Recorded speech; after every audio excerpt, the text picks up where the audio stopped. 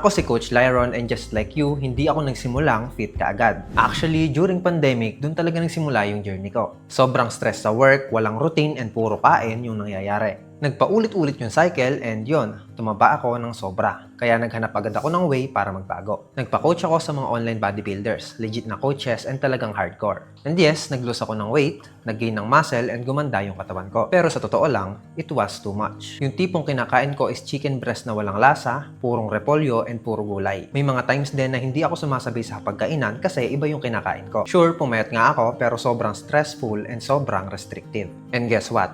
After ng program, bumalik din halos lahat ng taba. Kasi hindi siya sustainable and dun ko na-realize na hindi naman pala kailangan na ganito ka-extreme kung gusto mong maging fit. Hindi mo kailangan gutumin yung sarili mo. Hindi mo rin kailangan umiwas sa family at social life mo. At lalong hindi mo kailangan maging miserable para pumayat. So I rebuilt everything from scratch. Nag-focus ako sa habits, high-protein Filipino meals, simple workouts, and real discipline. Doon nagsimula yung tunay na transformation. And ito rin yung system na ginagamit ng mga clients ko. At yun mismo yung ituturo ko sa'yo sa loob ng 100-day challenge. A 100-day journey para tulungan kang i-reset yung katawan mo. I-rewire yung mindset mo at kung consistent ka, pwede ka pang manalo ng 100,000 peso cash. Alam mo, hindi na